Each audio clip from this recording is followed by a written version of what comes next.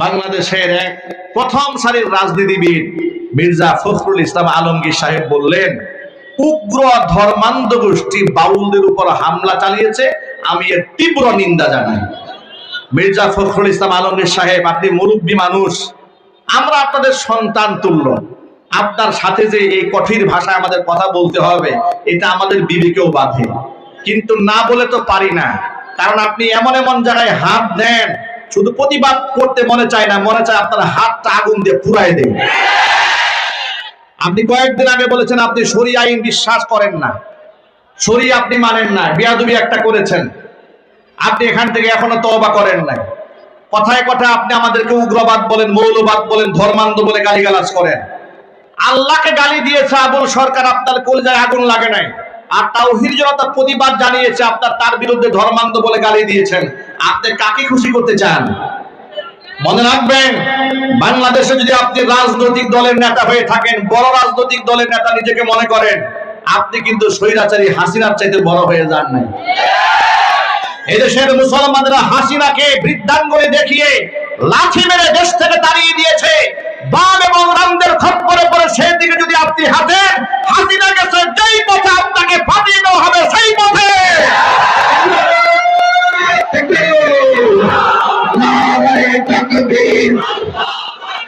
বাউলদের দালালেরা, আলেম ওলামার শত্রুরা, নারায়ে তাকবীর, বাউলদের কালেমা ভেঙে দাও, ঘুরিয়ে দাও, নারায়ে তাকবীর। তবে আমি আপনার একজনের কুকর্মের পুরো দায় গোটা বিএনপির উপর দিতে চাই না। কারণ বিএনপির যিনি প্রতিষ্ঠাতা জনাব জিয়াউর রহমান, আল্লাহ পাক তাকে শহীদ করেছেন, শহীদের মর্যাদা দান করে, জোরে বলা আমিন। সংবিধানের শুরুতে তিনি বিসমিল্লাহির রহমানির রহিম লিখেছিলেন, আল্লাহর উপর আস্থা সংযোজন করেছিলেন। এমনকি বেগম জিয়া সারাটা জীবন আলেমদের পক্ষে কথা বলেছেন। 13 সালে 5ই মে শাপলা চত্বরে আলেমরা যখন নির্যাতিত হচ্ছিল, তখন এই আলেমদের পক্ষে নেতৃবৃন্দদেরকে থাকার জন্য বেগম জিয়া আহ্বান করেছিলেন।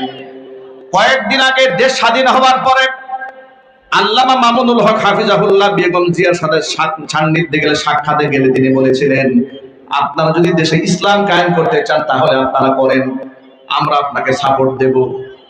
তাহলে বেগম জিয়ার রাজনীতি যদি আপনি করে থাকেন, আপনি যদি আপনার নেতা জিয়াউর রহমানের রাজনীতি করে থাকেন, তাহলে আপনার মুখে আপনি এই ধরনের নাস্তিকবাদী শব্দ বের করতে পারেন না। আপনার মুখের এই শব্দ প্রমাণ করে আপনি যেই দলের দালালি করেন, আপনি সেই দলের আদর্শই বিশ্বাস করেন না। ঠিক না? বলেন। আমাদেরকে বলে আমরা নাকি উগ্র ধর্মান্ধ। হ্যাঁ, আমি বলি, আমি গর্বের সাথে বলি, আজকে ইমাম সমাজের হাজার মানুষের সামনে, মিডিয়ার সামনে বলছি, আমি একজন চূড়ান্ত লেভেলের ধর্মান্ধ। ধর্মান্ধ কাকে বলে? অন্ধভাবে যারা ধর্মকে বিশ্বাস করে, যারা ধর্মের ব্যাপারে কোনো প্রশ্ন তুলে না। আরে বাবা, আমি আল্লাহর ব্যাপারে আমি কি প্রশ্ন তুলবো? আল্লাহকে তো আমি অন্ধভাবে বিশ্বাস করি, আমার রাসূলকে আমি অন্ধভাবে বিশ্বাস করি, আমি কোরআনের বিধিবিধানকে অন্ধভাবে বিশ্বাস করি। আমি একথা বিশ্বাস করি, আমার চিন্তা, চেতনা, মেধা, যোগ্যতায় ভুল হতে পারে, আমার রবের সিদ্ধান্তে কোনো ভুল হতে পারে না। এই জন্য আমি ধর্মান্ধ। আমি ধর্মান্ধ। আমি জিজ্ঞেস করতে চাই, আমার সামনের অডিয়েন্সকে জিজ্ঞেস করতে চাই, তাওহীদ জগৎকে জিজ্ঞেস করতে চাই, আল্লাহর আনিত বিধানগুলোকে আমরা অন্ধের মতো বিশ্বাস করি, আমার সাথে কি আপনারা একমত আছেন? কারা একমত আছেন? আমি একটু হাত দেখতে চাই। ওরা আমাদেরকে মৌলবাদ বলে গালি দেয়, আমরা মৌলবাদী হয়ে গর্বিত অনুভব করি। ঠিক না? এর জন্য বলেন। প্রিয় ভাইরা আমার, আমি আমার সকল ভাইদেরকে আহ্বান জানাই। এখন প্রশ্ন হলো, মুরতাদকে মুরতাদ বললে এরা নারাজ হয়ে যায়, আবুল সরকারকে কাফের বললে ওরা নারাজ হয়ে যায়। শুধু আবুল সরকার একা কাফের নয়, তার পক্ষ অবলম্বনকারী ফরহাদ মাযহার তথাকথিত এই কবি, সেও কাফের, এতে কোনো সন্দেহ নাই। ফরহাদ মাযহার যে কাফের, এই ব্যাপারে আপনাদের সন্দেহ আছে? আরো যদি বলেন, কেন সন্দেহ নাই? প্রমাণ দেয়। সে বইয়ের মধ্যে লিখেছে আজান, আজান নামক সে কবিতা লিখেছে। কি ব্যাপারে? আজানের ব্যাপারে লিখেছে। আল্লাহর সাথে তার শব্দ প্রয়োগটা এরকম ছিল যে, হে আল্লাহ, তুমি কি বধির? তোমাকে দৈনিক মুয়াজ্জিন মাইক দিয়ে ডাকতে হয় কেন? তুমি কি কানে শুনতে পাও না? এত আস্তে নাউজুবিল্লাহ পড়লে। আচ্ছা, আপনাদেরকে আমি একটু করে সবক দিয়ে বলি। মুয়াজ্জিন সাহেব যখন বলেন হাইয়া আলাস সালাহ,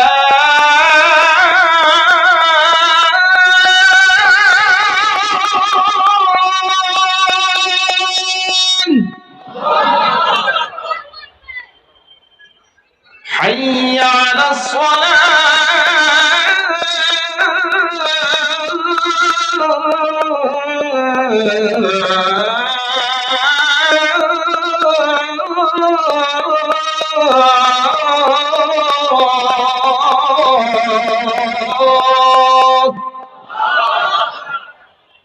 মুয়াজ্জিন যখন বলে হাইয়া আলাস সালাহ, নামাজের দিকে এসো। মুয়াজ্জিন যখন বলে হাইয়া আলাল ফালাহ, কল্যাণের দিকে এসো। এই যে মুয়াজ্জিন ডাকটা দেয়, এটা কি আল্লাহকে ডাক দেয় নাকি বান্দাকে ডাক দেয়? কাকে ডাক দেয়? কাকে ডাক দেয়? মানুষকে ডাক দেয়। হাইয়া আলাস সালাহ, এই মানুষের নামাজের দিকে এসো, কল্যাণের দিকে এসো। ঠিকটা বেরিয়ে দিল বলে। এবার তো মুয়াজ্জিন যে মাইক দিয়ে ডাক দেয়, আল্লাহকে তো ডাক দেয় না। আল্লাহর আহ্বান, আল্লাহর পয়গাম, আল্লাহর ঘোষণা মুয়াজ্জিন এলান করে। কি করে? আরো জোরে বলুন। এলান করে। তাহলে মুয়াজ্জিন তো আল্লাহকে ডাকে না, কিন্তু এই তথাকথিত বুদ্ধিজীবী দাড়ি চুল দেখলে মনে হয় একেবারে কবর থেকে রবীন্দ্রনাথ ঠাকুর উঠে আসছে। ঠিক না বেরিয়ে জোরে বলেন। সেই লোক বলে যে আমি আবুল সরকারের পক্ষে মানববন্ধন করতে মানিকগঞ্জে যাব, দেখি তোমরা আমাকেও মেরো। ডক্টর এনায়েতুল্লাহ আব্বাসী হাফিজাহুল্লাহকে ধন্যবাদ দিতে হয়, তিনি একটা দারুণ কথা বলেছেন। তিনি বলেছেন, ফরহাদ তুমি সাবধান হয়ে যাও, তুমি যাও মানিকগঞ্জে, আমি আসবো। মানিকগঞ্জের তাওহীদি জনতা তোমার দাড়ি কুদাল দিয়ে কামায় রাখবে। আমরা তার সুরে সুর মিলায় বলতে চাই, মানুষের সাথে ধান্দাবাজি করার কোনো সুযোগ দেওয়া হবে না। ঈমান ও ইসলাম এটা সংরক্ষণ করবেন স্বয়ং আল্লাহ রাব্বুল আলামিন। দ্বীনের হেফাজতের জন্য আল্লাহ তাআলা মুহাক্কিক, মুদাক্কিক, মাহির, যোগ্য আলেমদেরকে যুগ পরম্পরায় আল্লাহর পক্ষ থেকে জমিনের মধ্যে সৃষ্টি করবেন। ঠিক কিনা বলেন?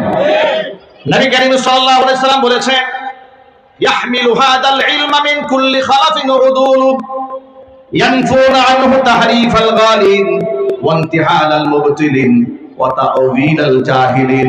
যুগে যুগে আল্লাহ তাআলা প্রত্যেক প্রজন্মের ভেতর থেকে একদল ইনসাফগার আলেম তৈরি করে দিবেন, যারা ইলমের ধারক এবং বাহক হবে। ওই সমস্ত ব্যক্তিদের দায়িত্ব কি হবে শোনেন। ইয়ানফুনা আনহু তাহরিফাল গালিন, সীমা লঙ্ঘনকারীদের সীমা লঙ্ঘন থেকে ইলমকে রক্ষা করবে।